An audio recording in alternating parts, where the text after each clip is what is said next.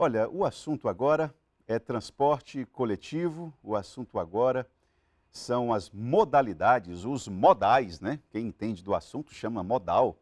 Os modais de transporte na nossa capital e ninguém melhor do que o superintendente da RB Trans, que é a autarquia que cuida de fiscalizar e gerenciar a qualidade do transporte aqui na nossa capital, Anísio Cláudio. Prazer dividir a tela com você. Boa tarde, seja bem-vindo mais uma vez ao Gazeta Entrevista. Boa tarde, Taan. Vamos torcer para que hoje a qualidade da internet não nos atrapalhe. Estou disposto aí a responder as perguntas que você fizer e mais alguma que vier dos internautas com o maior carinho. Exatamente, eu lembro, foi tão traumática a nossa experiência, a última experiência, que eu decidi interromper a entrevista porque você tem coisas importantes a falar. E com ruído na comunicação é perigoso, inclusive, não é adequado. Ô Anísio, eu queria que você aproveitasse esse espaço e esse início de conversa para que você detalhasse aquilo que é mais importante do que foi enviado para a Câmara de Vereadores. A proposta do Executivo em relação ao transporte coletivo. O que você destacaria, Anísio? Eu destacaria a finalização de um projeto que foi fundamentado há muito tempo atrás, pensado, que é a redução da tarifa do transporte público da cidade de Rio Branco. Sempre se teve, inclusive, o prefeito Bocalon, de uma forma mais eminente, né? Ele sempre teve uma preocupação com relação a isso, ele sempre defendeu a tese de que tinham muitas coisas mal esclarecidas, e aí, com esse pano de fundo, ele sempre buscou descobrir isso profundamente, entender como se dá esse processo e intervir de maneira positiva. Não só fazer a discussão abstrata, falar que a tarifa está alta e que está tudo muito difícil, mas querendo mostrar um resultado, mudar o cenário, mudar o rumo das coisas. E esse projeto, essa proposta, ela vem exatamente referendar isso, fazer acontecer, reduzir a tarifa da cidade.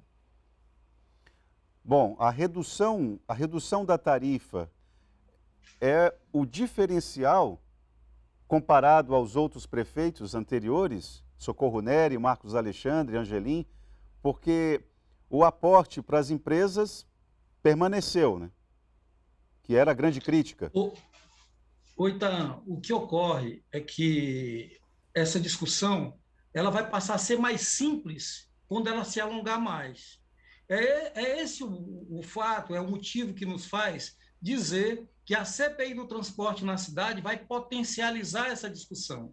Nós estamos falando de coisas que, em tese, seriam complexas, de um modo muito repetitivo, mas sem um aprofundamento, o aprofundamento intelectual, que é entender como se dá as coisas. Então, quando a gente fala de aporte, de alguma situação, a maioria das pessoas imaginam que é aquela velha fala de dar dinheiro aos empresários, etc., sem discutir que todo o dinheiro que entra no sistema, ele vem do bolso do usuário. Então, lá dentro dessa coisa, onde se está trabalhando a possibilidade de diminuir o preço da tarifa, existe munícipes que nem nós, que nem você, parentes seus, que estão andando de ônibus, que não atingiram a condição de sair dessa opção, que não é mais interessante para a população, só está lá quem não pôde sair, e estão pedindo socorro, estão pedindo ajuda. Né? Anísio, Quando se discute, esse dinheiro está indo de tal forma, está vindo diferente, está indo e tal, e ele está indo para a empresa. Não, não. Anísio, Quem Anísio, movimenta, quem paga, a única fonte de renda do é o sistema para ele se usuário. manter é do bolso dos usuários. Exatamente. Agora, Anísio, eu não tenho nem o que retocar em relação ao que você falou. Ocorre que o hoje prefeito, então candidato Tião Bocalon, é que fortalecia essa narrativa a respeito de dar dinheiro para as empresas. A ex-prefeita Socorro Nery falava a respeito desse, não era socorrer as empresas, era a manutenção do sistema. Me lembro disso como se fosse agora, mas a retórica de salvar as empresas e tudo, isso pegou, isso foi muito forte. Você não se lembra disso, não? Mas então, não estou querendo lhe interromper, mas você é diferenciado, você é inteligente, Hum, você sabe diferenciar nas mais diversas formas fala ser emitida, o que é correto, o que é diferente, e o que é confusão ou confundir. A própria Socorro Nery, eu evito muito falar de pessoas anteriores, de administrações passadas, eu procuro tratar a administração da RB Trans como uma administração da cidade, mas a Socorro Nery, ela entende esse debate. Ela até sugeriu, no meio do debate, que esse debate precisaria ser honesto. Né? Quando eu estava discutindo com você a questão... A honestidade se trata em verdadeiramente os fatos. Você sabe, você Itaã, que tem diferença. Você sabe que o outro não reduzia tarifa. E esse reduz tarifa. Ontem, o vereador Adailton Cruz, no seu programa, respondeu a pergunta que você fez nesse sentido. E foi precisa. Eu pensei, vou copiar um pouco do que ele está falando, que às vezes a gente pensa que está explicando e não conseguindo as palavras mais adequadas, a gente termina confundindo. É um assunto complexo que nós não queríamos que ele fosse passado com essa complexidade. Nós buscamos sempre trazer uma linguagem simples para explicar com uma linguagem que as pessoas entendam, principalmente as pessoas que vão receber o benefício, a mudança de rumo. Olha, os estudantes sempre foram beneficiados por corporativismo, algumas administrações. No momento, eles estão pagando R$1. Quem paga o outro R$1 é a prefeitura. E os R$2 restantes para Interar 4 é o usuário ainda. Tá? Várias categorias possuíram benefício. Os deficientes físicos, visuais, mas os usuários que pagam a passagem inteira nunca receberam benefício nenhum. Quando criou-se as gratuidades, para eles pagar, não os avisaram. Eles pagam sem saber que estão pagando isso. Ninguém fala para os usuários que os outros 2 que faltam para a passagem do estudante é ele que está pagando, está embutido. Não falaram para ele ainda que o preço que ele deveria estar pagando hoje é R$3. Agora, o que ocorre? Quando vai se fazer uma modificação desse cenário, precisa colocar a fonte. Como se faz para diminuir esse valor? A forma que está desenhada é tirar das costas do trabalhador as gratuidades, que hoje significa aproximadamente 280 mil por mês. Tá? Considerando que tem 80 mil gratuidades rodando por mês, ao preço de R$ 3,50, que é o preço que vai ficar, dá aproximadamente 280 mil mês. Ponto. Tá? Para a prefeitura assumir as gratuidades do sistema, pagaria 280 mil por mês. Não 2.400, não aporte, não. 280 mil por mês. Precisariam se passar 10 meses para que fosse atingido 280 mil. A 2 milhões e 800 mil. Certo. Está entendendo até aí? Tá? Certo. Tá. E aí o que se propõe essa proposta?